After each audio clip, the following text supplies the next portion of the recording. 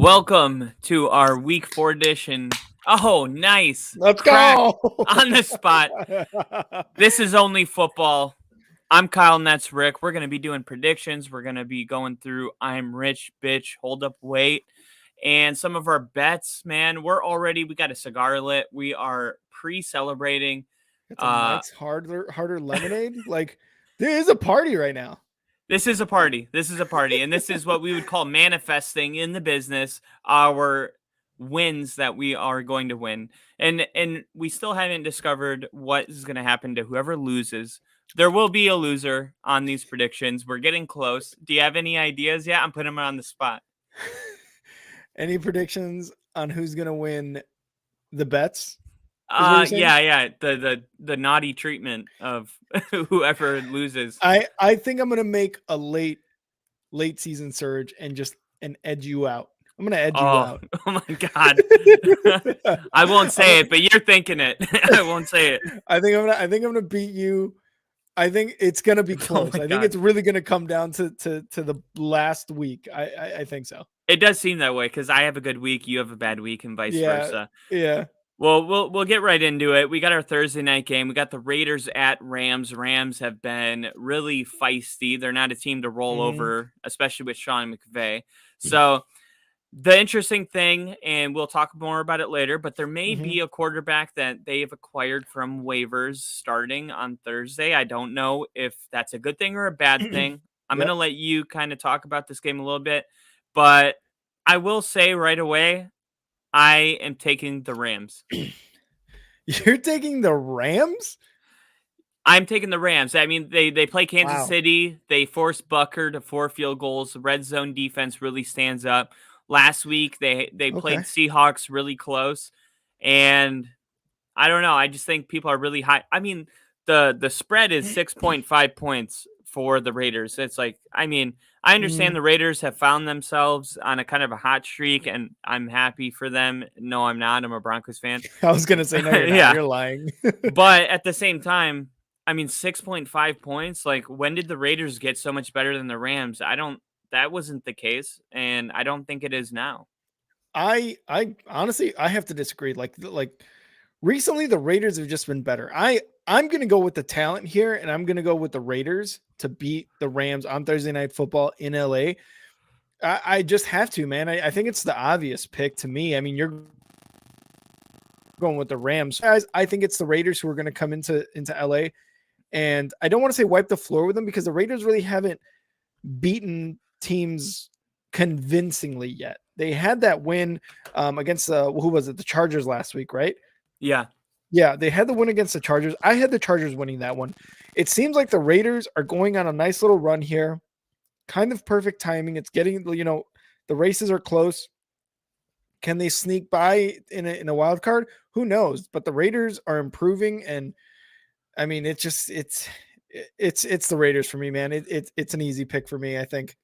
Yeah, and I honestly, I do hear where you're coming from. For me, the Raiders, I mean, it seems a little too little too late. I mean, to be this deep in the season, but I haven't heard anything about being officially eliminated, so I'm expecting the Raiders to give their best shot, but I don't know. Like, this is a Rams team that I've bet on a couple times this season and been let down. They're not really they don't win a lot of games, but they also don't just like lose badly. And I don't know. This seems like if you're a Raiders fan and you got your hopes up right now, you're like, hey, if we win out, we have a chance to get into the dance, maybe punch our ticket. But I think that this could be a real downer for Raiders Nation on Thursday night. But we will agree to disagree. And I just want to say, though, I'm not going to be surprised if the Raiders win. And I'll save it for that other segment. I don't see them winning by as many points as they're giving. The Raiders could pull off a 1-3-point game, but winning by multiple scores, I don't think happening. I don't even think they win by a touchdown if they win. And the Rams are at home, so this is a home game. But the Rams have just not been good. And I was gonna say, like, the Raiders are 5-7 this year. A 5-7 team still has a really good shot this late in the season, and it's still like you're below 500, but you're still looking at a 5-7 team and going, oh, watch out for them. I don't know. That's just the I Raiders for mean, me. if they can beat the Chiefs, I Yeah, mean, exactly. True, true, true. Yep. we'll see. I mean, it all starts on Thursday night, so I'm happy that we actually have a pretty decent Thursday night game lineup. And it does seem like these Thursday night games have kind of found them, like, even when teams like when Chicago and the Bears played in week Hmm. 4 or whatever it Hmm. was like you still, even though it doesn't seem exciting, it was still like, hey, all these games are evenly matched. It seems like so. Here we go, another evenly matched game, in my opinion. And the fact that we disagree on it proves it even more. So we'll move on Yeah. to our next game. The Jets taking on the Bills in Buffalo. Jets coming off a week where you said don't touch it when they were playing Minnesota, Yep. and they only lose by 5 points. They are going into Buffalo. Buffalo not playing their best football with the injury of Josh Allen, but then Hmm. they kind of destroy the Patriots. Never really a game. So it kind of feels like you don't know what Buffalo to expect with a Jets team coming into town that's already beat the Bills. I Hmm. don't know how to feel about this game personally. So what is your initial gut reaction when you see this? When I see this game, I want like the first feeling, the very first feeling is the Bills are going to win, right? Like I got them winning. But you look at what happened earlier this season, the Jets beat the Bills. I'm not saying they destroyed them by any means, but they still beat them. And what have we said all season long, and what has happened all season long? Division opponents are tough outs. They are tough outs no matter what your record is, no matter if you're the Chiefs, no matter if you're the Bills, no matter if you're the Vikings, no matter if you're the Eagles. Like, it doesn't matter. Like, it's just been time and time again this year where it just looks like a tough, tough time. So I think the Bills are going to have a tough time. And this is just a little hint, but I disagree with what Vegas has the Jets at right now in this game. But it's the Jets are going to be a tough out, but I still have the Bills getting, I don't want to say getting away with a win, but winning a close game even at home. Yeah, and I think in order to break this game down, we have to kind of take a look at the closest sample size we have, which is the Patriots game. And Mm-hmm. you saw what happened with the Patriots and the Bills. So the only question remaining is what is the difference between the Jets and the Patriots? And that is for the user to decide. So we'll move Mm-hmm. on to our Browns game. Wait, who did you have in that? Did you have the Bills? Um, you know, in our future segment where I have this game, so I will say the Bills win. I'm not going Okay. to bet against the Bills, but we've seen stranger. I don't think the Bills sweep. That's really. I mean, even if it is a close game, it's really hard to sweep good teams in Mm-hmm. a division. So I mean, even if the Jets were a little bit better, I might go with the Bills just because sweeping a team is really hard. You got film on Oh them, yeah. and then you also got, pride points up at, Mm-hmm. at stake. You don't want to get swept. We got swept by the Raiders, That's all right. and We got swept by the Packers for 4 years in a row, so I get it. uh, yeah, dude, we've been swept by the Chiefs like 6 years in a row. Man, that's So rough. yeah, we'll get Yeah. to that game. I've been Yeah. waiting Oh all yeah. fucking season for this game right now. So we will get to that. So we're gonna move on to our Browns at Bengals game, a divisional game like the last. Mm-hmm. Not a divisional rivalry that kind of jumps off the page like Jets at Bills, but Yeah. nonetheless a rivalry. And the Browns getting Deshaun Watson, making his first start against his former team last week. The NFL planned it perfectly because punishments are only as serious as revenue dictates, apparently. So I'm I just love it. kidding, but I not love really. it. He's Uh, not. He's not no, kidding. not at all.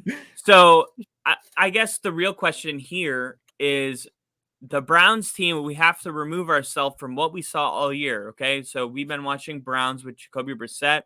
This is not the same Browns team. So just ignore all of Yeah. that and ask yourself, is Deshaun Watson going to get back to some kind of form that is better than what we saw? Now, we expected that. We talked Hmm. about it. Does he get better this week? And if he does, what does that mean for the matchup? No, he does not get better this week against a good Bengals team. There's no way. You saw what happened last week. He has been he had the whole preseason with the Browns. He had I believe 3 weeks before last week, where he was practicing, maybe 2 weeks, something like that. This isn't going to be an something that gets fixed in a week. The defense won the game for the Browns last week. If it wasn't for the defense, the Texans would have their second win of the season. You know what I mean? Like Yeah. Deshaun Watson was missing Special guys, teams too. special teams as well. Yeah, 100%. Deshaun Watson was just missing guys, throwing balls to the ground, like he just could not get anything going. And I don't think it's gonna. And credit the Texans defense, right? Because even Chubb was having a hard time. Like he got safety in his own end zone. So against a Bengals team that's gonna put up a lot of points on this Browns defense, I think, in my opinion, the Browns are going to lose. I don't know. Is this their third loss in a row, or did they win before Deshaun came back? I think Either. they no, because they beat Tampa. Okay, so either way, whether this is their third loss or their second loss in the row, they're going to lose 2 weeks in a row here. I got the Bengals. Yeah, I got just smoking them, really. Yeah, I got the Bengals too, and I don't know about the smoking because I've noticed with this Bengals team that they have been a roller coaster, and I'm not convinced that it's going to Yeah. end. We saw the Browns beat the Bengals, I believe, on a Thursday night like 5 weeks ago, and that was Yeah. after the Bengals. I think the Bengals, since starting 0-3, are, I believe, quick math, I think they're 7-1, and their only loss coming against the Browns. 7-1. So Yep. yeah, so the Or Browns 8-1. They're 8-4 right now. okay, so Yeah. 8-1 with that one loss being against the Browns. Mm-hmm. Which is probably why in my head I thought it's a roller coaster, but it hasn't been too bad. There's just been one bad stop along the way, right? Yeah. So they're playing that same team as Mm-hmm. the Browns. Are they the Achilles heel of the Bengals? I don't think so. I think the No. Bengals had a bad game. Yep. But I do expect this game to be closer than some think. Deshaun Watson may not be a lot better like you predicted. I don't think he gets better. I think he has to get better. That's my opinion. I think that when you start, I mean, it's like the Broncos offense. There's only Mm-hmm. one way to go. You know, that's the good thing about rock bottom is that no matter what little progressions you make to improve, you Mm, did get better. I do yeah. think he gets better. Is it enough to beat a Bengals team? I don't think so, but I am worried about the Bengals coming off the Chiefs win. Hopefully, there's no hangover because those are the kind of games that kind of produce a hangover. I expect them to run the ball heavily with Chubb, and that I believe that was the Yep. formula when they beat them the first time, and they caused a lot of turnovers. If Joe Burrow's on his P's and Q's, there's not much to think about. I got the Bengals N- just like you. And I will Um, yeah. say I think that Deshaun Watson gets his first passing touchdown of the season in this game.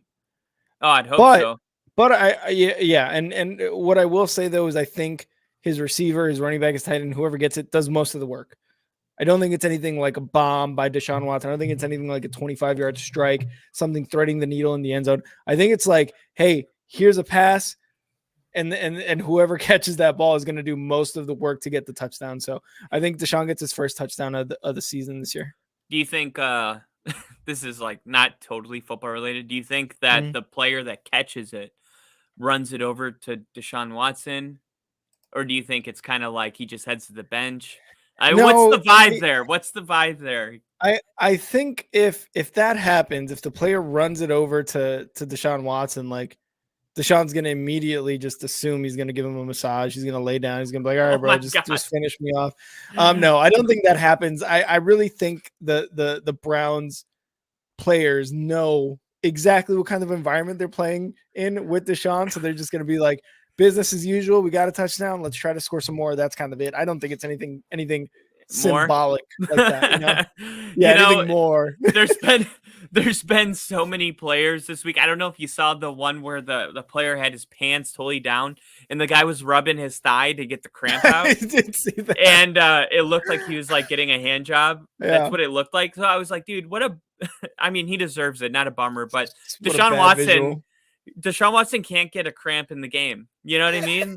because like They're gonna take him in the medical tent. That's the only thing they can do is take him in the medical tent. They're like, oh, it looks like Deshaun Watson's going in the medical tent. I hope he's okay. He's just in there like, why am I in the medical tent? Dude, come on. we can't put this on camera. We know exactly why you're in the medical tent. I don't want to hear it. Yeah, replace the guy that was getting the hand or the massage on his leg. Replace him with Deshaun Watson, and you just fill in the blank. I mean, that cannot happen. I'm sure there's been meetings about it. All right. Oh yeah. Enough of the silly stuff. We got the Texans coming into Cowboys, so I guess more silly stuff. I don't think that this game is going to be very close. The Cowboys were the game wasn't close. If you watched the game last week, it seemed close. They went into the second half. I believe it was like a 3-point game. I work with a guy who he took the Cowboys with the points. The Cowboys were given 13.5 points. And I was like, damn, dude, that's a lot of points. And it went into halftime and it was a 3-point game. And I sent him a text and I was like, dude, it's a 3-point game. I was like, because there was a scenario where you thought the Colts could be tough because they played Philly tough. And whatever, they lost to Pittsburgh, but it wasn't by a lot. And I was like, well, what if they play the Cowboys close?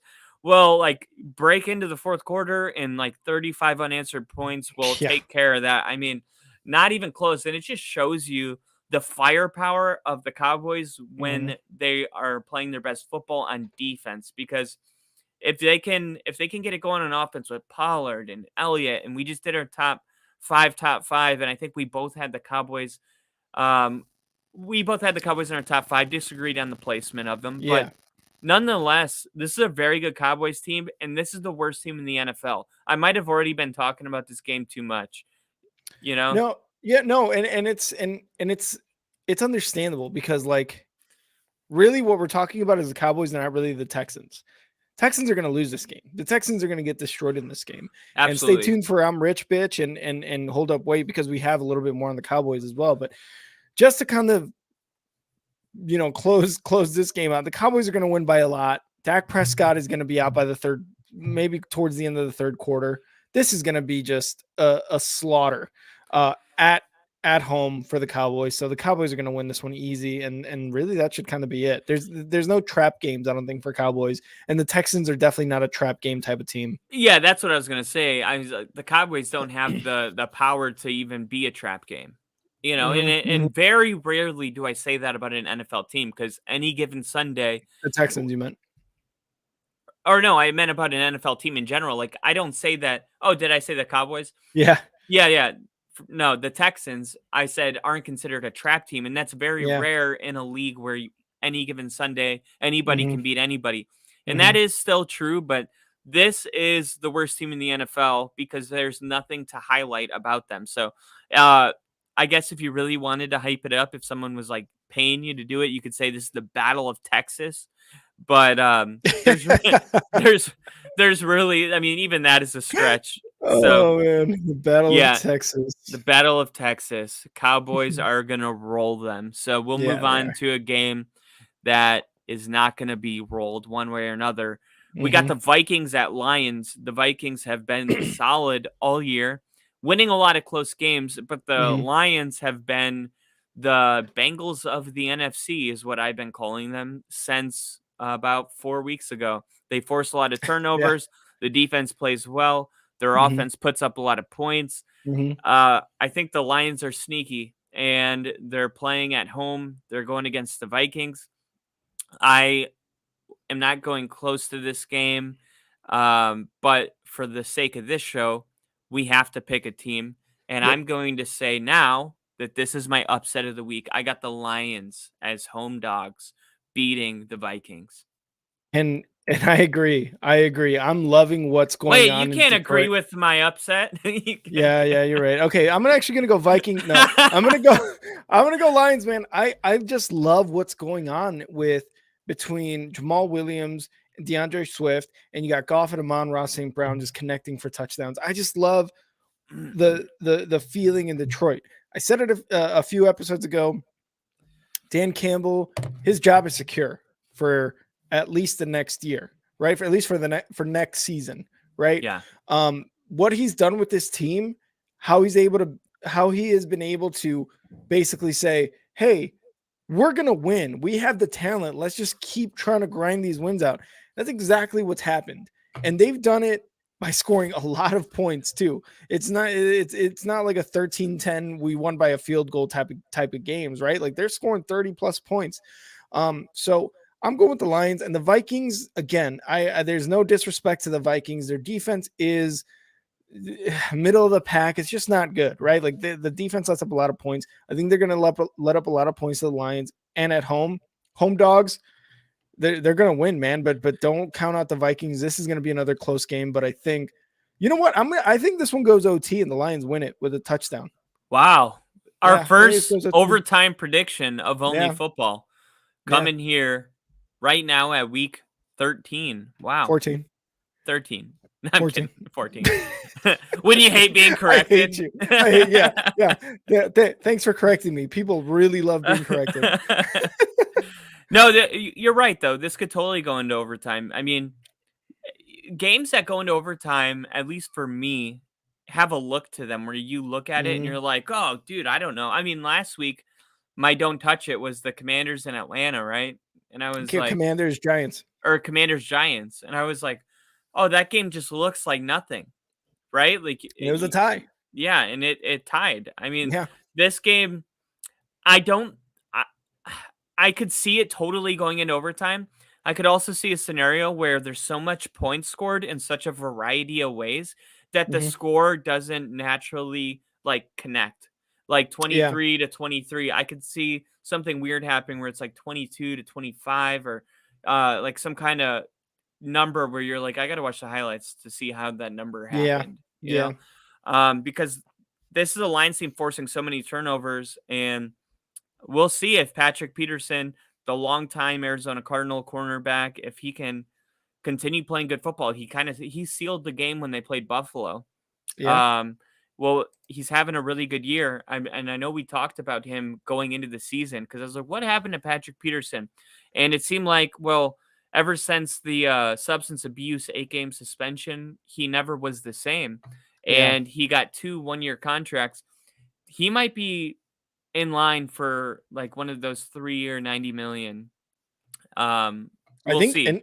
And I think you actually called that during the offseason too. We were talking about him and you're like, yeah, he's been on 1-year deals and who knows, he might come out with something if on a prove it year, right? So yeah, absolutely. And if you can shut down, St. Brown, that's a really good start because right now, if you're in the front office for the Vikings, you got Patrick Peterson on a microscope right now. So, all right. So I'm going to also go with I already told you the Lions. Sorry, Lions. Yep. you went with it, and I totally forgot. Before I move on though, the reason I forgot is I just want to say this for every Viking fans watching this. I do think that if you're a Vikings fan, you have the right to be upset about this pick.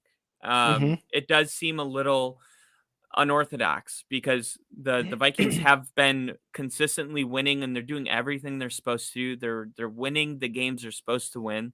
And here we are, jumping on the emotional bandwagon of the Lions because Dan Campbell is such a, so I totally get it. But we'll go with the Lions together here. And if we fall, we'll fall together. Our next game is going to be the Eagles at Giants. Giants, I said, you stop Saquon Barkley, they can't beat you any other ways. Eagles can beat you a lot of different ways. I'm going with the Eagles. Don't even know what the spread is, but I'll take the over. I don't think this game's close. Yeah, and the Giants are coming off a tie. You said it best. 6 points. Is it 6? I'll double check right now what the spread is. And what'd you say? 6? It's 7 actually. It's plus 7. Or minus 7. Yep. Yeah, I think the Eagles win by more than 7. Oh yeah, 100%. And you said it best when we were doing our last episode. This is the NFL, and they're still tying, even in the regular season. Like, what is this? What are we doing here? This is a major league sport, right? So the Giants coming off a tie, they're probably just as like, what the hell's going on? Like, we started off the season so hot. We had Dable as like a coach of the year candidate in the first 7 weeks of the season. Now we're tying against the Commanders, which the Commanders started off terribly, but now they're starting to get hot, right? So kind of the opposite. I think the Eagles are gonna just toy with them. I think I and Just again, break the hearts. honestly, yeah. But again, this is a division game, right? This is an NFC East game. So are they going to play tough? Maybe, but like you said, they have really stocked up on defensive linemen, the Eagles, and they've got their rookie back. I forget his name. I think you knew it. Yeah. I'm forgetting the name. I We don't forgot do it names too. here, like you said. Yeah. No. We don't do names here. But he's back. He played a limited amount of time last week, but he's back. You got oh my god, the guy from the Lions too, and Ndamukong Suh that they picked up, right? Yeah. And so they're stacked right now. They've got subs. They've got guys who can come in fresh. They just got to stop Saquon. Daniel Jones isn't going to do it. Maybe he might do it with his legs, but you got your linebackers and your secondary to take care of that. So I'm just taking the Eagles here. It's really not a choice for me. It's the Eagles. Yeah, that's gonna bother me so bad until I figure out the name. And it'll come to me when I'm not thinking Yep, about it. But of yeah, course. we'll move on from that game. Totally agree with you. Eagles get the win. I think the win by more than 7. I think that is like kind of generous almost because last thing I'll say about the Eagles, and I Mhm, think I said it last week. The Josh McDaniels' first year with the Broncos, we started 6-0, and mhm. we finished that year 8-8. And Oh, there's wow. something to be said for finding ways to win. I mean, I remember that year there was a Hail Mary in week 1. Um, a lot of things just kind of bounce your way, and it hurts because your expectations are to win after 6 weeks in a row of doing it. And the reality is, the ball rolled your way. It's like if I flip a Mhm. coin, you got a 50% chance of heads and tails, technically. Maybe you flip it 5 times in a row and you get tails once in a while. Yeah, That happens all the time. And it doesn't mean, that it's always going to be tails. And I think for the Eagles, they're going to start losing games, man. really. And yeah, I think they finished the season maybe with 9 wins if they're lucky, but I've looked at the remainder of their schedule. I don't see a lot of teams that I think that they're better than. And I think unfortunately once Wait, sick the Eagles or the oh, the Giants? Giants, the Giants. Sorry. Sorry. I was like 9 wins. They have 11 wins right now. We don't do names. We don't We do don't do names. teams. We don't do teams. But uh yeah, I just think the Giants when you look at the remainder of their schedule, there's not a lot of teams that I think that they could realistically beat. So I also have the Giants maybe even missing the playoffs, which is no news to anybody that's been watching No. this podcast. So, Yeah. Yeah. all right. So, our next game is the Ravens at Steelers. And I have no idea why, but the Steelers are favored to win this game. And I know that Kenny Pickett's been playing good. I know you love you some Steelers. I know that Mhm. you have Oh some yeah. Steelers underwear that you wear and don't tell anybody about or whatever. Every day, every You're a episode. big Mike Tomlin guy. Um, but I'm gonna go with the Ravens because I think the Ravens are better. Your turn. Well, that was easy. I'm going with the Steelers, man. I'm going with the favorite. I God, am I going with knew the it. favorite here. I knew Lamar it. Jackson, isn't Lamar Jackson out for like a couple weeks? Yeah, and I guess that was the only thing I should have added was that I believe in their backup, and their backup played the Broncos last year, who all of the quarterbacks struggle against, and he went Mhm. on a game-winning drive with a minute left in the game. I Yeah. really think he Yeah. carries that confidence into the Steelers game, Mhm. and I told you before we started, I was like, I remember this guy coming in from Lamar, and I think he went like 5-2, and he almost beat the Packers. They won by a last second He, field goal. he did really well. And like you said, he had a game-winning drive just last week. The thing is, the Ravens just freak me out in the sense that they are not scoring points at all. They almost and I hate to say this to you because I love you, but they're looking like the Broncos on offense right now. They're looking like they can't they're struggling to score, and that's why I'm taking the Steelers. The Steelers with Kenny Pickett last week look good. They have George Pickens, a guy who you saw in that game was visibly frustrated when they wouldn't throw him the ball. This guy wants the ball. That's the kind of guy you want on a team. Someone who wants the ball at all times because he knows he can make a play. He's got that confidence.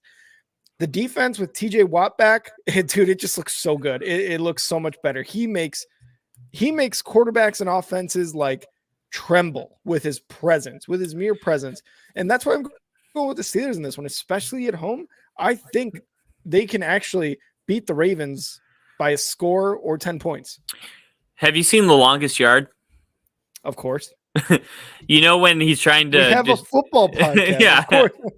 He's like, even if I didn't, I wouldn't admit it here. You know when Maggot, the running back played by Nelly? Maggot? Yeah, Maggot. He's like, oh, he's fast. He makes fast people look not so fast. Yeah. That was you just now trying to describe TJ Watt. You're like, he's so good. He makes the other players look not so good. He makes good players look not good. But look, sometimes there's just players that good where you don't know how to put it in words. And TJ Watt is totally one of those guys where when he's on the field, like you're going to know about it. I mean, and it's not very common that these, defensive linemen, what is his technical position? I think he's a D end. Yeah, technically, I don't know anymore if it's D end or if it's edge rusher. I think it would be edge rusher. Yeah. But there's only a handful of them that when the game's on, you don't even care about the offense. You're just watching the edge rusher. And Von Miller was like that for a long time. Oh, yeah. And TJ Watt is like that too. You're totally right about that. I think there's a lot of reasons your reasons are all valid for the Steelers, but this is a rivalry game. And I expect the Ravens to come into this game serious and just outplay the Steelers. And this is another really good game on the list for this for this week. So I think that's maybe our go ahead. I was just gonna say it's this AFC North game is just I feel like no matter what the team is, no matter who's at whatever position, these two teams always like come together and it's like a really, really good game. Always just a solid game, like it's like one of those where you really just like, oh man, is it on? Can I watch it? And or you watch the highlights and you're just like, wow, that was just a really good game. Yeah, and this goes all the way back to having Ed Reed and Troy Polamalu on the field together. This has been the best rivalry in the AFC North for some time, and now with Joe Burrow, it's like the Bengals just joined the party, but this is the long time nostalgic rivalry of the AFC North for sure. So moving on to another lot of divisional games this week. A lot. We're gonna, I would say maybe almost 50%. We're gonna talk about some Jaguars at Titans. Jaguars, they have a win where Trevor Lawrence looked really good against Baltimore. Then the next week, people are really high. They had Detroit as an underdog, and I said it here. I was like, that is stupid. Detroit shouldn't be a home dog because the Jaguars put a couple good drives together against a bad Ravens team. They were playing bad at the time, right? Yeah. And yeah, exactly. And what happened? Well, 40-14, I believe. So not even close. The Detroit Lions just beat the piss out of the Jaguars. And now you got a Titans team who started off pretty good. I think around week 8, they were like the number 2 seed. But right now, this game seems very uncertain. This seems like a game where you're just like, well, I don't know who. I mean, are the Titans going to be able to run the ball effectively? And if so, are the Jaguars going to be able to put up points? And it just kind of feels uncertain. If you could have multiple don't touch it's, and this is not on my list, so I'll say that. But if we had multiple don't touch it's, this is a don't touch it. I'm just going to go with the home team because you got to go with the home team when you're unsure. And that'll always be my philosophy. Yeah, I agree. I'm going with the Titans as well. And like you said, if we could have multiple don't touch it's, this would be one of them, 100% one of them. The Jaguars get destroyed by the Lions, even after they look pretty good against the Ravens defense late in games. The Titans got beat. And you said, can they rush the ball? Derrick Henry has proven in his career that even late in the season, late in games, he can still deliver 100 plus, 150 plus rushing yards. He has not been anywhere near that in his last couple games. So that's kind of like a sign of like, oh, that's almost like oh, are they actually going to win the South? I think they are. But it really puts a lot of pressure on Tannehill, and Tannehill is not that good this year as he has been in past years. I mean, they had the number 1 seed right last year in the AFC, so they were definitely a good team, but this year is just looked way different. So it puts a lot of pressure on Tannehill, and I don't think Tannehill can deliver. So I'm still taking the Titans because, like you said, the Jaguars just really aren't that good. They're not good. So I'm taking the Titans to win this one. And like you said, take the home team when you're unsure. But if this was a don't touch it, this should be one of the don't touch it's. I think we can both agree this is one of our don't touch it's. Yeah. But we have it for later. But yeah, don't touch it. Don't even look at. Don't even listen to us. Don't even think about singing about touching it. And also, yeah, I'm getting Titans. You got the Titans, right? They got a 3-game lead in their division. Okay. Yep. They also got a matchup with the Cowboys on week 17. Oh man. Okay, so you could say probably that's a loss. So if the Jaguars win this game, now they're back 2 games. They lose to the Cowboys, and mind you, we're expecting the Jaguars to win out in this scenario. Yep. They would be back. Excuse me. We're so old. We talk through burps now. Then if the Cowboys beat the Titans and the Jaguars were winning, now you're at week 17 and you're the Jaguars and you're back 1 game. Then you got week 18, Titans Jaguars for the AFC South. So this is the make it or break it.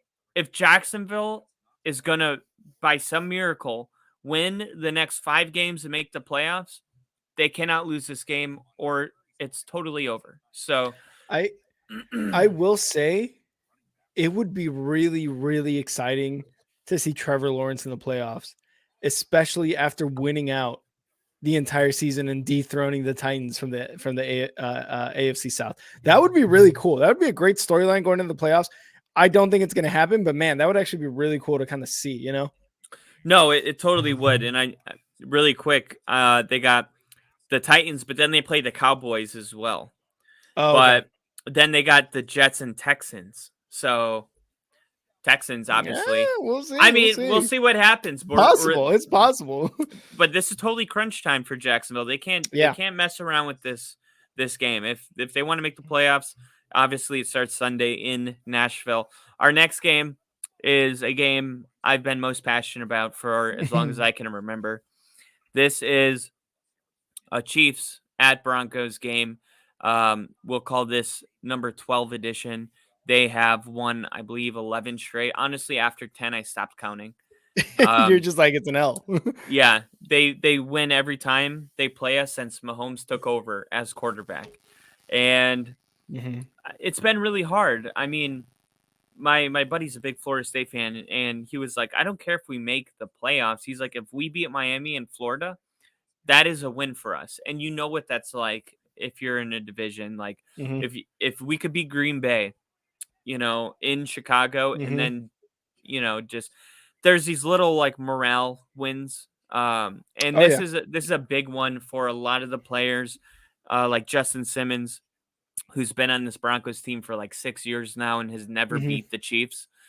This is a huge game. It's in Denver, originally slated Sunday night, got flexed out. They put the Chargers and Dolphins game in. Yeah.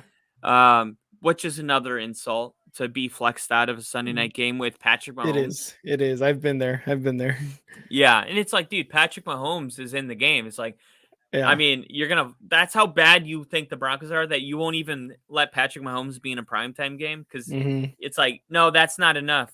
Like we need, I was going to say, what's funny? Not you, Broncos fans, and like a guy like Russell Wilson and the Broncos team are like, God, this is so fucking embarrassing, right? And I bet you Patrick Mahomes and like the Chiefs team's like, woo, we get to go home early, boys. You know what I mean? I'm sure they're just like, woo. Well, Travis Kelce did say that he absolutely loves playing on primetime.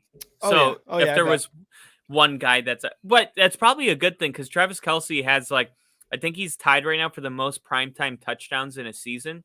Oh wow. So on that trajectory, we were totally going to lose. So maybe this helps us somehow. I mean, I'm That's looking for anything at this point. I was gonna say you're looking for anything. um, with that said, I'm going to take the Broncos to get their first win against the Chiefs.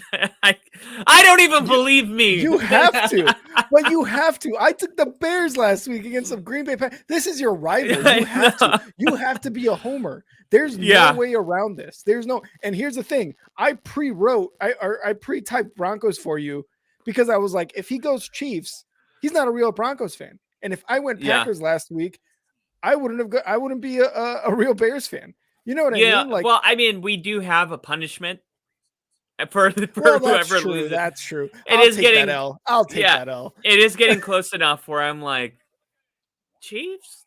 But Mm-hmm. no, I can't because I really feel like Mile High, and I was saying this to someone earlier, I was like, it feels like at any moment we could just snap out of a bad dream and figure it out. The Mm-hmm. problem is that we say that like week after week and it hasn't It happened. just starts like, and then now we're 3-10. But it doesn't make it any less true. Yeah, yeah. It's like a slot machine that hasn't hit the jackpot in 7 years. It's like, well, that's the one that's closest to hitting the jackpot Like because it's it's been so due. long. It's due. But it just never happens. Never does.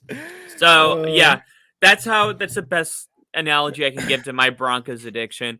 We're gonna hit this week. I sound like a Broncos addict. and look, like I said, you should absolutely pick the Broncos to win the first out of 12 game. First win in 12 weeks or whatever it is.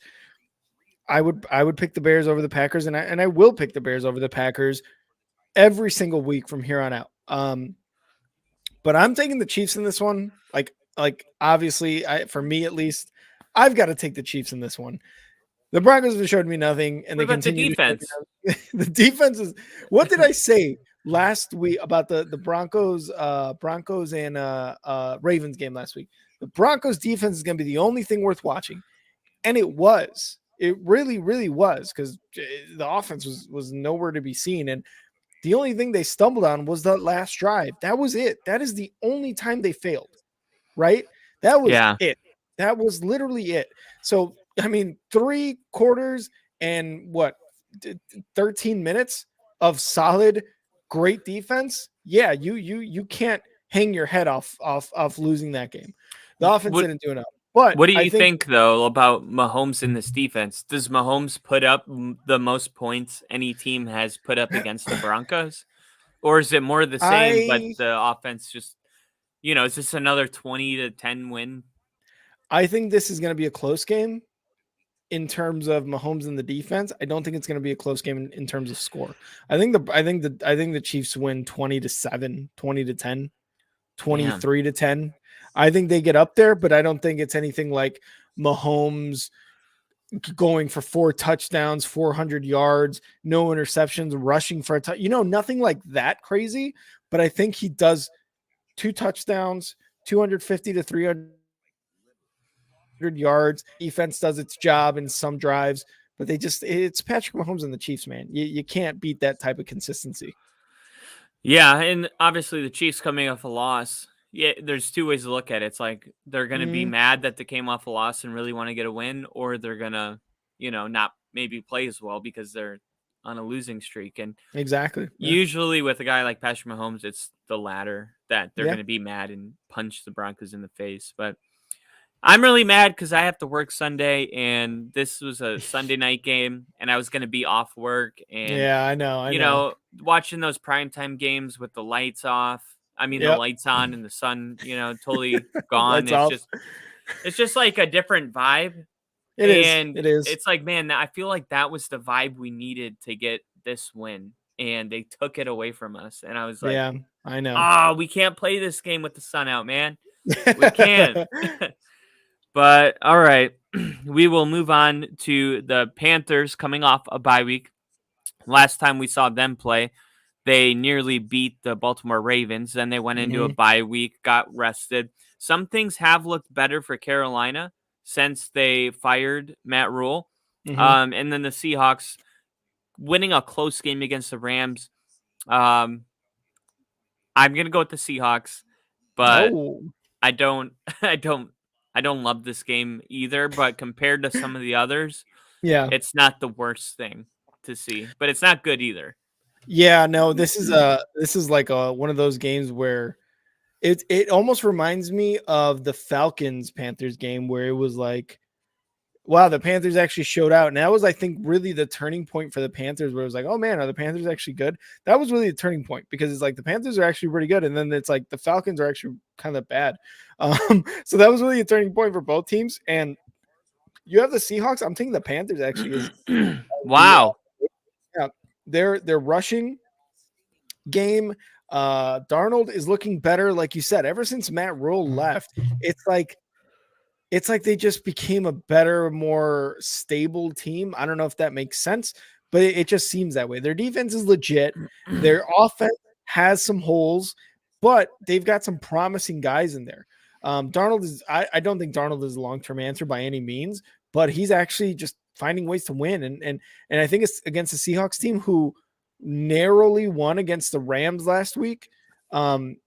I think the Panthers and their defense takes that fire or that spark away from Geno in this offense. And I think Kenneth Walker is also actually out of this game. I think he got hurt last week, but I'll Yeah. double check. Well, I'm thinking the Panthers. he had an ankle strain, so with Penny out for Yeah. the year and Walker out now, Homer and Dallas all are banged up. Mhm. Jones is the only healthy tailback on the Seahawks 53-man roster. They have Darwin Thompson Mhm. and Godwin Awabuki. I butchered that, but this is their practice squad, so Oh yeah. this is Yeah. about as thin as you can get. I mean, Walker's out, Penny's out, and then Dallas, who was actually pretty serviceable when Walker went out. Mhm. He looked really good, and now that Dallas is injured too, it's like they're going to their practice squad, and they're just, there's a reason they're on the practice squad is Exactly. because. So I'm expecting the Seahawks to not have a running game. Dude, you're almost convinced me. Can I change? No. No, I'm gonna stay with the Seahawks. No. No. But Okay, good. um, I really think though that we haven't seen the Seahawks without a good running game. So this will Mhm. be interesting to see if Geno can still find Yeah. success without that. This can be like the Giants and Titans. Have your quarterback, who is not really that great in a league where you need a great quarterback, have him try to beat us. Yeah. Geno No, Smith is Geno Smith has been good and hasn't written back a few games, but who knows, right? Like who knows? Like I'd rather have Geno Smith beat me than a Kenneth Walker try to beat me. but according to your pick, Geno Smith will write back He on will write Sunday. back. I'm sorry. Yeah. That's what Put the he'll pen write down, back. Geno. Stop. This is my game of the week. All right. This is Tampa Bay Bucks at 49ers. And the reason it's my game of the week is because the the Bucks really, really need to win out or get Mm-hmm. close to it. I mean, like 3-1, or I think there's 5 games. 3-2 might get the job done. But you got a Yeah. 49ers team that lost Trey Lance, then they lost Jimmy GQ to the foot sprain or whatever, foot injury, broken foot. Yeah. So now you have a backup quarterback, but you still have McCaffrey, you still have Debo, you still have that number one defense. Mm-hmm. So the 49ers at home are favored to win this game. The Bucks have just been so pale at offense. But Yeah. what I'm wondering is if the Bucks can look at what they did in the last 3 minutes of the Saints game, what if their game plan is like, hey, let's start the game doing this? I know that they committed to the run game and they've said it over and over. They want to run the football first and they're going to impose their will on other teams and run the football. Even if they know they're running the football, that's the plan. And Yep. that'll open up the passing game.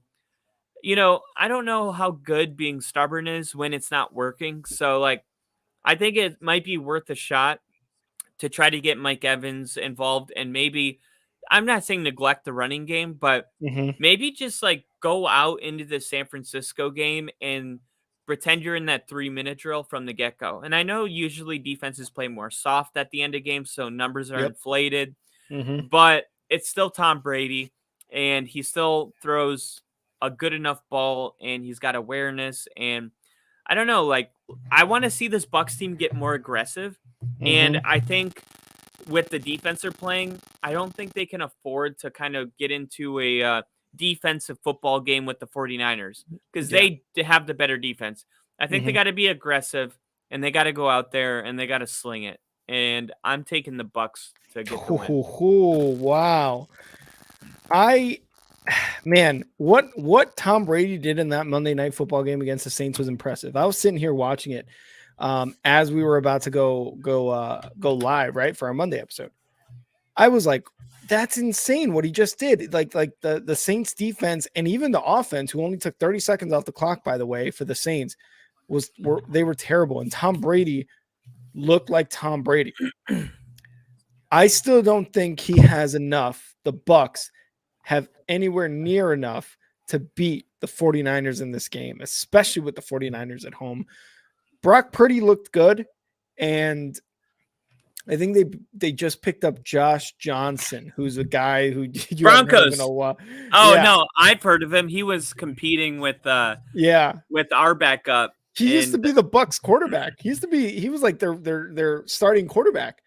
So you this is a guy that's played go for through so his many teams. journey. Yeah, he played in Yeah, like the American Football League. Like he did a lot of stuff, he and he did a lot, and I think he played for the Jets too at some point.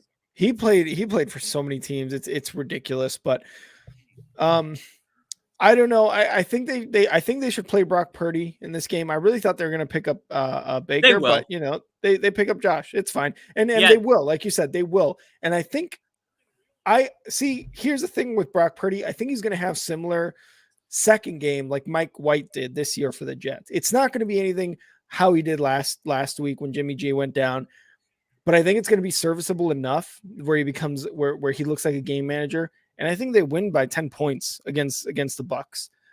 You said it yourself.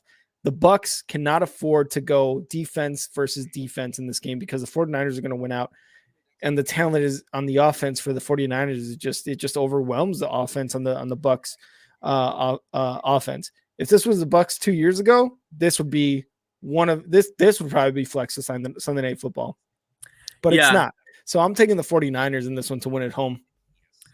yeah, and that I respect that pick. I mean, Yeah. there's the 49ers kind of beating the Dolphins without Jimmy G last week Mm-hmm.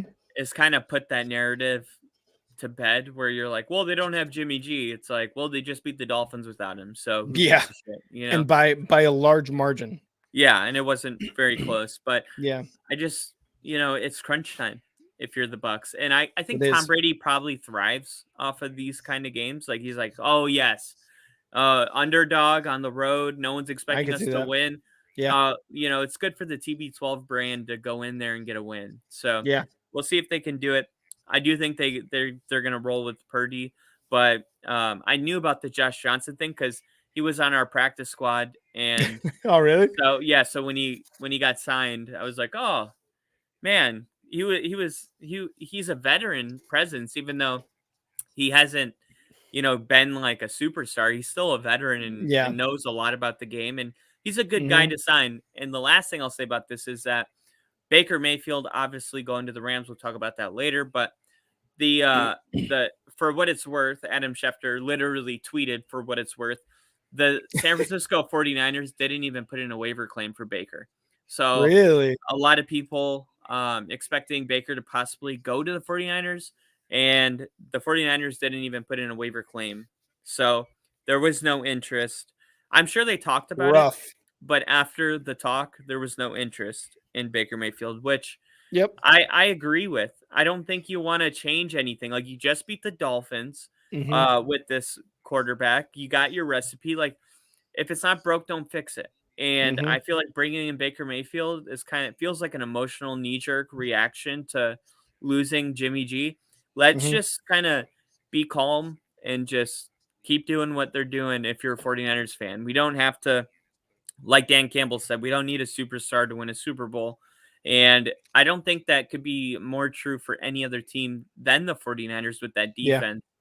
And we'll see what they can accomplish with Purdy. I still think they could win a playoff game, but could they go to Philly and win a playoff game? I don't know about that. So Yeah. we're gonna have to see. The sample size is just too small right now. So Oh yeah. that'll be another good game. A lot of good games on this week 13 slate, 14. Um, our next game is the game that got flexed into Sunday night. You got the Dolphins at Chargers. I'm gonna go with the Dolphins to bounce back and get a win. Oh yeah. The Chargers, their record is a lot better than they actually are. They haven't been playing very good football. And the Dolphins obviously coming off the loss that we just talked about, but Hmm. I'm expecting the Dolphins to have kind of a bounce back game, and I'm expecting it to be a high scoring game. Hmm. And Tua versus Herbert, I could see why this got flexed. You know what I'm saying? Like Oh yeah. two good offenses. I think Miami's got the superb defense out of the two, and I'm expecting the Dolphins to kind of control this game the whole time. Yeah, and this is actually my game of the week and the game we're going to live stream live from the studio. So not only is it my game of the week, but it's going to be an exciting live stream. So you guys make sure to tune in for the only football live stream of the Dolphins at the Chargers. I won't be late this time because I won't be at work. Hell yeah. I might Um, be late coming from I work. might be late. I might just break into the studio without him. So we'll see. Um, but I'm also taking the Dolphins. The Dolphins got kicked in the mouth last week. Yeah, they did. They got kicked in the mouth, and they were like, "How did a backup quarterback, a Mister Irrelevant, by the way, beat us?" And by double what we scored, I think it was like 35-17, something like that. So Tua, Waddle, Tyreek, the defense, Chubb, all these guys are going to come into this game against the Chargers, a struggling Chargers team, like you said, and they're going to want to knock the absolute doors off this team. And that's exactly what I think they're going to do. The Chargers and Herbert, solid team. Their defense, even though they have a lot of good players on that defense, will not be able to keep up with this Dolphins offense. It's not fair what this Dolphins offense is. And with Mike McDaniels there, it's he just adds like such a great element to that team with Tua and just letting him play, letting him be himself.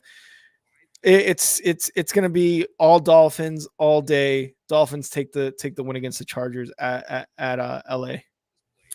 Yeah, I totally agree with that. As you know, and I did see like a YouTube short of Mike McDaniel's talking to Tua on the sideline. He was Yeah, like, yeah, you saw that where he's like, yeah. "Oh, I was up. I woke up at like 3 a.m. and I was thinking about," and he's like talking about his form as a passer. No, he was And talking. He's like, I woke up at 3 a.m. and I was like watching high school highlights of you. It's like, man, yeah, your that's what it was. your technique was trash. Yeah, that's what it was. I said form. Yeah, Yeah, yeah. his technique. And then it was like find you a head coach that wakes up at 3 a.m. and like watches videos of you. Watches And tape on you. Yeah, it's funny, Mike dude. It's funny. McDaniel is probably like the most likable head coach in the NFL right now. I think so too. And I think it's so funny because like I think about this kind of stuff where I'm like, he's likable this year. And you see these videos, but it's like, I wonder when NFL fans are gonna turn on him. You know what For I mean? what? Because For what? for literally just being himself. NFL fans sports are like that. And I'm just like, man, I wonder if it's going to be year 2. Is it going to be year 3 when the Dolphins are Yeah. losing and Tua's hurt and they're not as good? Like, when is this going to happen? But that's just me kind of like, No, yeah, it's totally worth thinking about. But when I think about it, I'm like, dude, I could understand why people don't like Belichick. It's like, dude, just fucking be happy. Like, shut yeah, up. yeah. It's like when people, it's like the people that act like they don't want any credit want the most credit. And it's Oh, like, 100%, and it's 100%. just like we see right through all that. It's like just wear your sweater normal and stop being weird. Yep. But yeah, it would be interesting to see like what people come up with Mike McDaniel. Like, I don't like his glasses. He's a hipster. Yeah. Why is he always wearing glasses? That nerd. Like, dude, shut up. Like, just let him be him. Yeah, totally. And our final game of the week is a game that you have a feeling about. I won't tell anyone, spoil alert of what you're going to say about this game, but Hmm. you have told me that you don't know what the hell to do with this game. So I'm going to go with it's so hard, man, because I've Yo, been this watching is a hard one. It's so hard because I've been watching the Cardinals in season Hard Knocks. And Hey, you if want them you to take a win. You yeah, want them to so bad. if you're a professional bettor, don't ever watch Hard Knocks. No.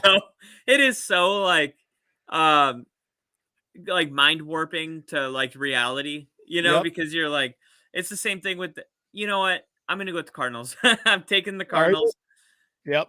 I think with D Hop, I mean, there's just enough talent to get a win. And this is honestly, if this was in New England, I would go with Mhm. the Patriots. But it's just really unlike Belichick to lose two in a row, right? I mean, that's kind of there's so Yeah. many like if you were in school for some kind of debate class, like you could literally fight yourself on this game for an hour. Um, Yeah. and that's what makes it so hard. I mean, does Belichick lose two in a row? Not really, not against the Cardinals team, but do the Mhm. Cardinals find a way to put it together and get kind of a win for the home crowd on Monday Night Football after getting literally embarrassed in Mexico City on Yeah. Monday Night Football last time we saw Yeah. them? I'm inclined to go with the Patriots. I want dude, I wish there was a skip button on this. I really do. It just You could literally see Kyle's just his brain like fighting. No, pick the Patriots. No, pick the Cards. No, pick the Patriots. No, pick the it's so Cards. hard. What let It me is. you convinced me. Who do you got? You I'm convinced me. taking the Cardinals. You are? I'm Okay. taking the Cardinals because they need this win. They need this win more than the For Patriots what? and Bill Belichick need this win. They're at home. They they're talking about Cliff Kingsbury being fired if they don't Yeah. win this game against the Patriots. Dude, I don't know, man. I just they need this win. They seem so desperate for a win right now. Like you said, they got embarrassed in Mexico City. They did they take the L last week as well, or were they on a bye? I think Yeah, they let were on me a bye, I think. yeah. Yeah, the Cardinals are not in here at all, but it's just they they took that bye and they're like, dude, we're so desperate for a win right now. Like we need a win. And I think they're gonna get it against the Patriots, who with Mac Jones looking decent, right? Like looking okay after getting hurt and after Bailey Zappi kind of like coming out, his coming out party, in a sense. Um, I just Should they just play Zappy, do you think? I don't know. I don't know if they should just play Zappi. I think Mac Jones has proven that he can play as the starting quarterback of the Patriots. But the Cardinals, man, I just Kyler Murray, D Hop, like you said, that team is as far as talent is just better. Really, the only thing the Patriots have going for them is that really, really good defense. That defense is going to make sure that the Cardinals put up a fight, and that defense is going to put up a fight as well. But I can't see the Patriots winning. I really can't. So that's why I'm taking the Cardinals at home. I mean, you don't think Ramondre Stevenson could kind of like get get the ball rolling? They could run the football effectively. I'm not trying to talk you out of it. I'm just saying, No, no, I know, and I'm sticking with the Cardinals. I just don't think that giving the ball to Ramondre all day is going to win them the game. You know what I mean? yeah, I totally agree. I'm gonna go with the Patriots just because. Actually, I'm gonna Oh no. I'm gonna take the Cardinals so that way this doesn't count against me. If we're wrong together. We're wrong together. Yeah, you gotta love it. We ride together. We die together. We Bad boys die for life. together. Bad boys for life. So there you go. There's our week 14 picks. The teams on buys for week 14 are the Falcons, Bears, Packers, Colts, Saints, and Commanders. I hope you enjoyed our little internal battle with the Patriots and Cardinals there for Monday Night Football. And like I said, stay tuned for Sunday Night Football. My game of the week, Dolphins at Chargers. But Kyle, let's move on to one of our newer segments.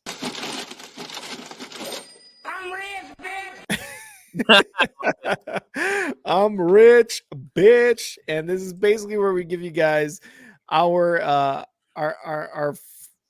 four betting picks, four betting tips. I'll call it. We're gonna start off with best spread, move on to underdog of the week, our don't touch it games, and our bet of the week. Kyle, do you want to start or do you want me to start? I'll let you take the first one. All right. So we're going to start off with best spread. And you didn't like this team on their spread last week, but the Cowboys, negative 16.5. I'm taking the Cowboys against a team like the Texans. They're gonna destroy them. They killed. Look, and you would have been right last week with the Colts because they did play him tough in the first half, but then the Cowboys in the fourth quarter just like 30 plus unanswered. So am I confident in this pick? Yes. Can the Texans keep it close? I don't know. Maybe they're still an NFL team, for some reason. So, but I'm taking the Cowboys. 17's a hell of a lot, though. Yeah, the 17 is a hell of a lot, but I think Well, I'm taking the Cowboys minus 16.5. it's not even fair though, because sometimes like the Miami game, it was plus 15 when Miami played Houston, Yeah, and it was 30-0 at halftime. But then the Dolphins benched all of their starters, and then the and they came back. Texans like scored like 3 touchdowns, and then Yeah, the final score was like it was close. it was within 15. It was like Yeah, it was 15-30. And it was like, betters were damn. like, no. Yeah. So mine is gonna be the Jets at Bills. They're saying Buffalo wins by 9.5. I think the Oh, game could be closer than that. really? This is a Jets team that's already won. This is a Jets team that won with Zach Wilson. This is a Jets team that might be better without Zach Wilson. Mm-hmm.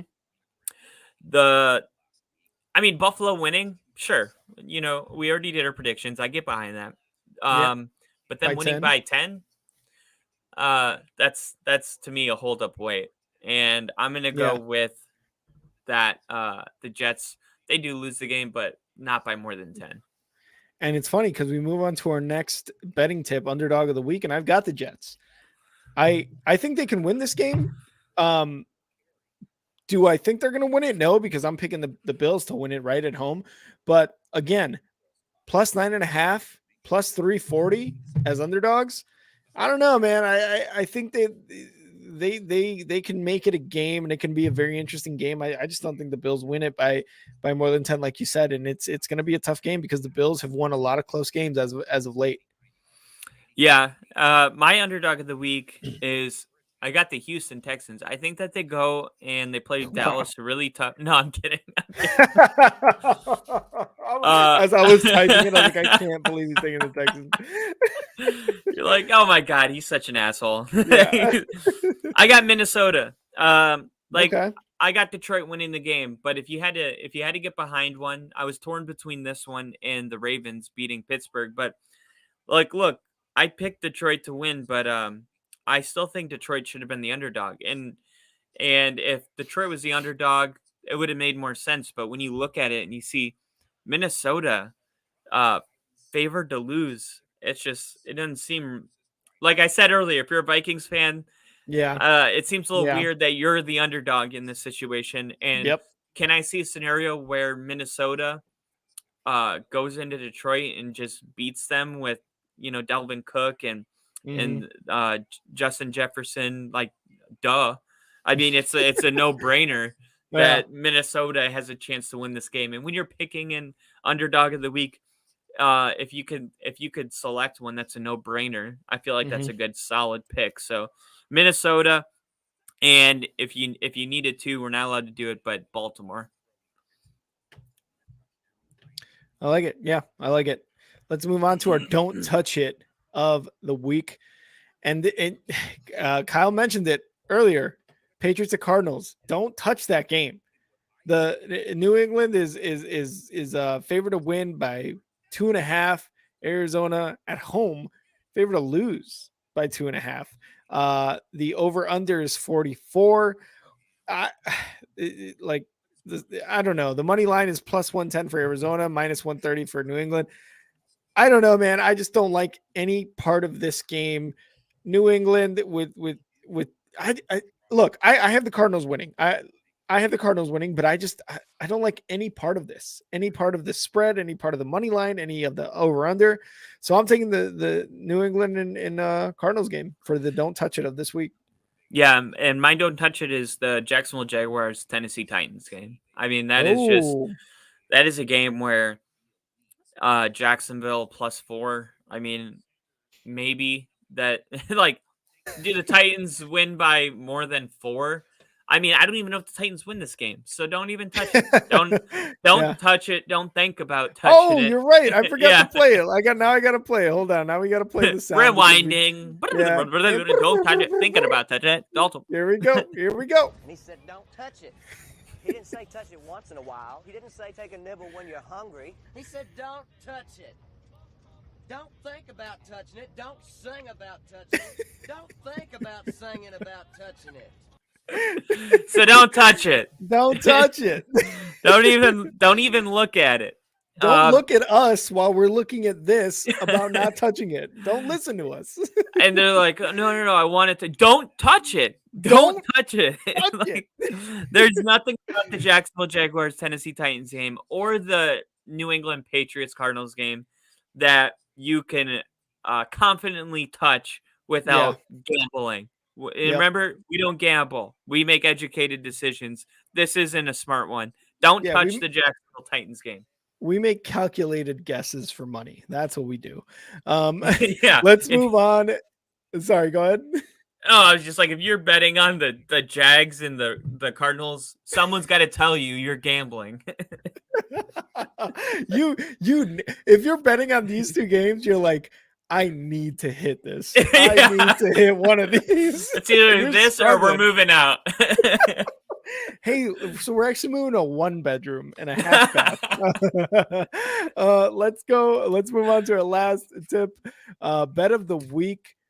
I am going with the Detroit, Minnesota over 52. I think this is going to be a high scoring game. And we talked about it earlier. You know, Detroit has been scoring a lot of points. Minnesota's defense gives up a lot of points, but the offense also puts up a lot of points. Unlike my over last week with the Chiefs and the Bengals, it actually didn't go over. I think this one will absolutely go over. So I'm taking Detroit, Minnesota over 52 points. Kyle? Yeah, grab your pens and grab your paper. I'm going to do it really quick. Good thing this is recording. You can always rewind. I got the Rams +6.5. I think the Rams lose to the Raiders potentially. I don't think they'll lose by more than 7. Philly wins the game by more than 7. Bengals win the game against the Browns by more than 6. Baltimore beats the Steelers on the road. Seahawks beat the Carolina Panthers at home. Tampa beats the San Francisco 49ers. These are straight up picks. And the last one, the Miami Dolphins take care of business against the Chargers. $10 wins you over 1,000. And those are my combinations for the best outcome for my bet of the week. There you go. There you go. From the man himself, Kyle. If you bet $10 and you win over 1,000, you got to throw us a little bit. At least Kyle. You got to throw Kyle at least a little bit, right? Just send a super chat and just tell us you won. Yeah. Just do that. Yeah, do that. So that was I'm Rich Bitch segment for this week. Let's move on to our final segment, and it's called Hold Up. Wait. Talking a little bit about the news, a little bit about kind of just like looking at the news now and seeing what's ahead for these teams. So I will start off first. Kyle, you've got the stuff in front of you, right? Yeah, I got it. Okay. You go ahead. I'll start off first. Wait. Baker Mayfield to the Rams. He gets picked up by the Rams. I said he was going to get picked up by the 49ers. He gets picked up by the Rams. I mean, the Rams have been struggling with quarterbacks ever since Matthew Stafford went down. So what do you make of this? Does Baker Mayfield start Thursday? Is he still sitting on the bench? I know Sean McVay said something about there's like things in motion to try to get him to start Thursday. But what are your thoughts? Does he make it a better team? What? Well, I think the first thing you have to look at is how similar the offenses are from Carolina to the Rams. I don't think that you in season make this trade if you're not planning on starting Baker Mayfield, because for the Rams, they have nothing left to really play for this season. So the only reason you bring in Baker is to get some victories. And you play him. And do they play him Thursday? That seems seems to be whatever. We don't know yet. I Yeah. forgot the proper way to say it. But we do know that the 49ers didn't even put in a waiver for him. Yeah. So he's a Ram, and he's not going to put on that uniform and not take a snap. That's not, you don't do something like that, especially considering how mad. Remember last week I told you that his wife was pissed when he was moving? Yeah. Did you see that she just took a shot at Carolina on Twitter again? No, I didn't see that, really. Yeah, so there's another one. Baker's wife is a little feisty and doesn't like moving around the country. So I do think that they considered that when they Yeah. called Baker. And I do think they said, hey, we're not just moving here so you can be a backup. I think Baker gets the start. So that is what I got to say about that. And I was gonna say, like, moving from Carolina to LA, I'll take that. I'll take that all day. Yeah, Right? anybody would. Yeah. Unless you're just a big North Carolina guy. I love North Carolina so much. No, you don't. You haven't traveled. That was good. That was good. Hold up. Wait. Bills pass rusher Von Miller out for season after undergoing surgery to repair ACL tear. There was a story that came out, a headline that he was going to try to put a brace on, play through the season. This is a huge loss for the Bills. And I feel Von Miller, personally, I feel really bad for him because I know he came to this team to win a Super Bowl. And this is why the Broncos kind of, got rid of him, even though we brought in Randy Gregory, who's also hurt. It's sad to see a guy not be able to stay healthy. And it's weird because a lot of times when a player can't stay healthy, they aren't performing very well in the field. When Von Miller's healthy, he's, in his young form. He's a game wrecker. So he is rebounding from these injuries, but another just big loss to him personally and the Buffalo Bills Super Bowl hopes. 100%. You saw what he did with the Rams last year when they won the Super Bowl. That locker room, in at least the defensive locker room in the Bills, they're losing a leader, a guy who makes a difference on the defensive side of the ball, who makes quarterbacks literally shake in their shoes and just try to get the ball out as quick as possible. The Bills defense took a hit. Do I think? I think they still maintain their dominance, but they're going to miss Von Miller a lot. I feel like a lot of teams game plan around a guy like Von Miller and how I mentioned earlier, TJ Watt too. Those are the guys you game plan around as far as your offense. Let the running back do a chip block. Let's double team this guy.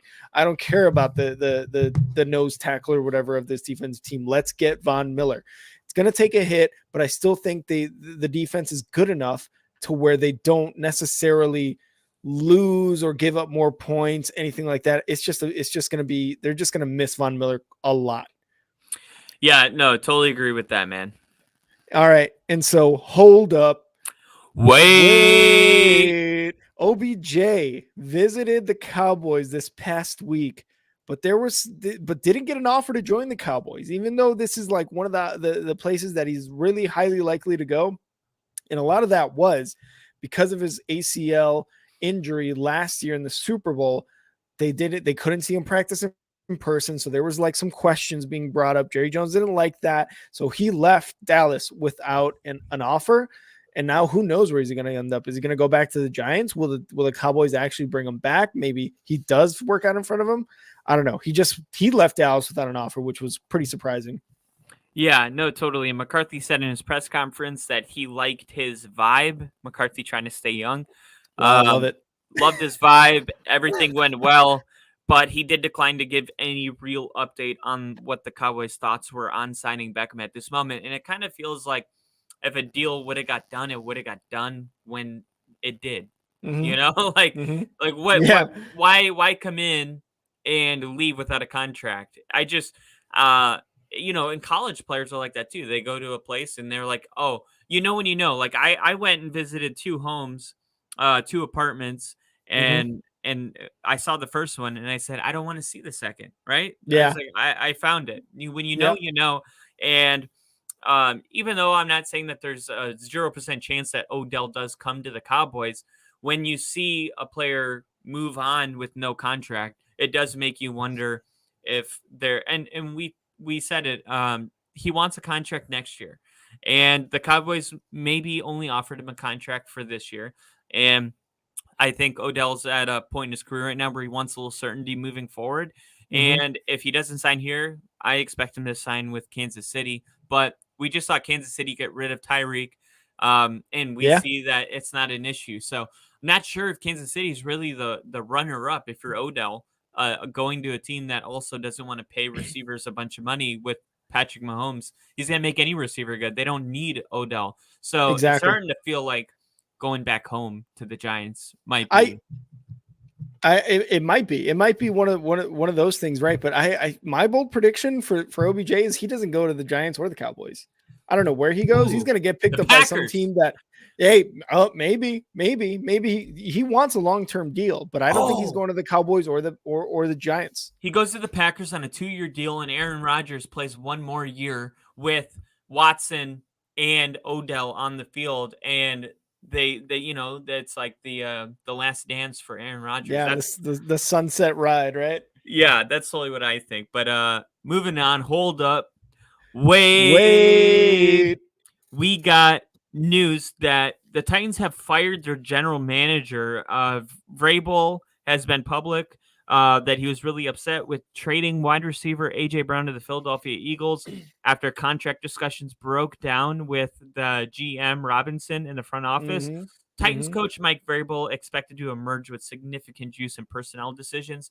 I think this is a good move, giving Vrabel a little more power. Obviously, you could kind of relate or connect a lot of the Titans' success to Mike Vrabel. Yeah. What do you think about this? To me, I think it seems really knee jerk and emotional, but we don't know what's going on behind the scenes, and maybe just maybe that GM was even holding this Titans team back a little bit, which is crazy to think about. Yeah. And initially I was like, good. I'm glad they fired him because AJ Brown on the Eagles came into that game last week and just embarrassed them. And he talked about it in the press conference. Man, it's personal, this and that. When they traded him on draft day last year, you could see Vrabel visibly upset. So Vrabel, did he like him? Was he upset about him being fired? Sure, but like you said, it gives Vrabel so much power and a lot of decision making ability, right? And because the success of the Titans is directly related to Vrabel, I think this is a smart move. And I wouldn't be surprised if after Vrabel maybe decided to stop coaching, he gets a front office position. Maybe starts Yeah, off as some sort of assistant, something within that Titans organization. Although I don't think Vrabel stops coaching for a really long time. yeah, that's what He I was event, gonna say. yeah, I don't think it's going to be within the next 5 years, but maybe 10 years or after down the road, he is going to be the GM of the Titans because like I said, the Titans' success, and like you said, is directly related to Vrabel. But I agree with you. It wasn't knee-jerk emotional. Hey, AJ Brown, look what you did to us last week. That was you who made the trade. You're fired. You're out. It But was definitely doesn't yeah, knee-jerk but reaction. doesn't it seem a little random? I mean, I would expect like, maybe 2 months after it's like, oh, they weren't happy about the AJ Brown thing, so they fired the GM. And it's like it's almost like if you're in a relationship and Yeah. somebody brings up something that you did in the past, like because they're Well, mad about something else. So they bring up like something that's kind of just shit from irrelevant the from like past. yeah, so it makes me wonder, okay, so they're talking about the AJ Brown thing publicly. That's the Yeah. shit from the past. But Yeah. I really do believe that something in the current, in the future, in the now has taken place and it hasn't been disclosed to us. That is the Maybe. only thing I can I fully believe that. It just seems very random. I Yeah. think I think there was something that happened that was like, "Hey, we'll fire you," and then obviously there has to be some sort of explanation. Let's just talk about the AJ Brown stuff. Look over here, and maybe in the Yep. future we find out what happened. And a lot of people will probably listen to this and be like, all right, guys, it's not that serious. It was because AJ Brown. But stuff like this comes out months later, next season. Like Vrabel and the GM were butting heads. They weren't winning. They were losing against the Eagles and AJ Brown. The Derrick Henry is not performing well. The offensive line, Tannehill, Malik. It's all this stuff that comes out later. So it's not. I don't think it's crazy to say that there's layers to this firing There than what has to is be. being said. Yeah, than what's being said in public. So I would 100% believe what you're saying, that there's layers to this, that there's maybe internal conflict with the GM and the owners and Vrabel and the players and this and that. I 100% would believe that. I just feel like people would be like, all right, guys, chill out. It's about AJ Brown. Like, no, it's really not. Because Yeah. like you said, they would have fired him the next day after trading Or Brown, like a week you know, later. Yeah. and they luckily with the trade, they got Traylon Burks, who has looked good as of recently. He got hurt. But hey, he might be a promising young guy and he might one day be better than AJ Brown. But right Yeah. now And the on the GM will be Eagles, like, yeah, told they you. do. The GM's gonna be like, I told you, sitting on his couch from home. But he might be better than AJ Brown. But right now, when you want to win, when you were the number 1 seed last year in the AFC, you don't do that move. But hey, that's just Yeah, me. and this is the last thing I'll say because there is a lot we could talk about this for a little bit, but the Traylon Burks thing, right?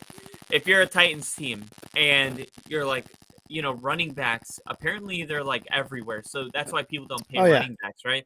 But they're really not because if you're a Broncos team that's starting Latavius Murray, you realize that there's not. If you're a Seahawks team that lost Kenneth Walker. I mean, when you know, when you really Yeah. run out of running Yeah. backs, you're like, damn, it is dry out there. It's only not a problem for teams that have running backs, which is like 80% of the league, right? Hmm. But when they're out, they're out. And you think about wide receivers, and it's like, why would I pay AJ Brown when I could just get this rookie and not have to pay him? Well, I could answer that for you. It's because first off, you're taking a gamble that this rookie is going to step in and perform the same way AJ Brown did. Yep. And the second thing is you're also you're removing the chemistry that AJ Brown had with Tannehill. And now you got this new guy coming in with Tannehill. And as you see, the results aren't there. It doesn't look like Yep. AJ Brown. And maybe, in the future, he does get that chemistry. But the Titans felt like their window was closing from, 2 Hmm. years now. The window was big. And then it was like, okay, Tannehill has been bad in the playoffs 2 years in a row. And then Hmm. this year, it's like, we're not even taking him serious.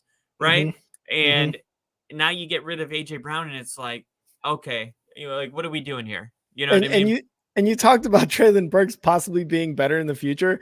He can be better in the future. It's not going to be with Tannehill, that's for sure. That's, Tannehill, yeah. he's going to be gone after his contract's up. I fully believe he'll be gone after his contract's up. And that's totally my point. And the more disturbing part is usually if you save that much money, you have to have something to show for it. Now, what did you do Hmm. with that money that you saved from AJ Brown? Hmm. Who Nothing. was your big signing? Because if you weren't going to make a splash somewhere Hmm. else, then you just got rid of a good player and you did nothing with you saved money. Great. Okay, your chances of winning a Super Bowl went down and you didn't Hmm. bring anybody new in. Like if you're going to do that, sign Tyreek Hill or something. Yeah. Yeah. Do something that makes some sense of it. It Do just do something that backs up the fact that you were the number 1 seed last year in the AFC. yes, Do something. Do make a huge move like that. Instead, you got the Dolphins who just fired their head coach and were still a question mark about Tua, got Tyreek, luckily drafted Waddle, and now look like a super team. So you're totally. right. You're right. They should have made a move like that, but unfortunately that GM did not, and that's why he is no longer the GM. Yeah, and Mike Vrabel one day could be a GM, but the players fear him like a healthy fear. Like, think about a King Kingsbury. It's like the Yeah. opposite of that. Oh yeah. Oh Kingsbury yeah. is like, you can't be bros with your players. I mean, you Yeah. look at like the best coaches. I'm not saying they have to be like scared and you can't be buddies, but there has to be like a turn it on, turn it off. Hmm. And Vrabel, he's such a coach. You know what I mean? Yeah. He is like, if you're like, what is a coach?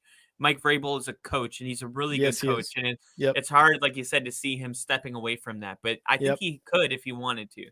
Absolutely. Absolutely. So that was holding you guys agree with our takes about this past week, this news in the NFL and what's going to happen in the future. But that's our episode. So glad you guys joined us here on Only Football. You could follow us at Star Six Media on Instagram, YouTube, TikTok, Twitch, and Facebook. We're on Twitter at _Star Six Media. And stay tuned for our Sunday night football live stream between the Dolphins and the Chargers. Kyle, where can everybody listening, hearing, seeing us follow you on Twitter?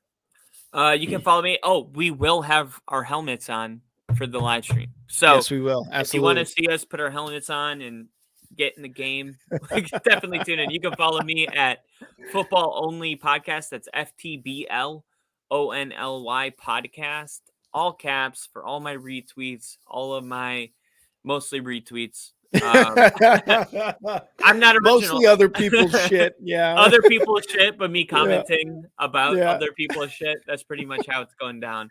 And me talking about not knowing porn exists on Twitter. Follow me so you can. Dude, everybody since I posted that has been like telling me how to find the porn on Twitter. I'm like, guys, I'm okay. Like, they're like, no, I'm good. Yeah, I just they're was like unaware. Yeah. Oh, you can follow me on Twitter at and now Rick. You can see my tweets about the Bears, even though they have a bye week this week. I'll probably still be tweeting about how the Bears lost the bye week. Any Bears news, any basketball news here soon. And yeah, if you're watching on YouTube, hit that subscribe button. On Twitch, hit subscribe. On Facebook, hit that like and that share. Just follow us. We're bringing you content from all sports, not only on football, but we have EAFP, where Eric is talking about everything soccer, especially the World Cup going on right now. You got JCA Sports hitting pretty much all the national news, NBA, MLB, NFL, NHL, NASCAR, all the NASCAR news for you. Big League Chicago with me and the rest of the guys on Mondays, talking about all the Chicago sports, especially the Bears. Sports Strip Live for all your wrestling, MMA, and boxing news. Listen to 3 Up, 3 Down. They've got an episode coming out this week about the MLB free agency and just a lot of the craziness that's been going on. And our newest podcast, about a month and a half in, Slot Shot NHL podcast. Go listen to them if you are into that Slot Shot NHL. But go Avalanche. Go Hawks. Go Blackhawks, even though they're terrible. Go Blackhawks in the draft. Yeah. I want them to draft a really good player. You know what other Hawks team has a good draft? The Seahawks, because they have the Broncos first round pick. Go Hawks. yeah, they do. You guys are screwed. If they don't take a quarterback, I don't know. That's weird. I think they take a quarterback. They're signing Geno, bro. Yeah, right. All right. Well, from Kyle and I, unless Kyle, you got anything else? You got anything else for the episode this week? No, that's all I got. I'll see you. Well, tomorrow will be a really great game. We'll probably talk about it. But if not, then I will see you Sunday for the amazing live stream of the Chargers and the Dolphins, man. I'm pumped about that. Me too. I'll bring another Mike's Harder lemonade. Mike's Harder. Ooh, it's harder. Sponsor us. Yeah, it's so harder. Dude, that's awesome. What is it? Just like more alcohol? How does it get harder? You don't want to know. I think you want to talk to Deshaun about that. All right. No. All right, everybody. Kyle, again, I'll see you Sunday, man. See ya. Yeah, man. See ya.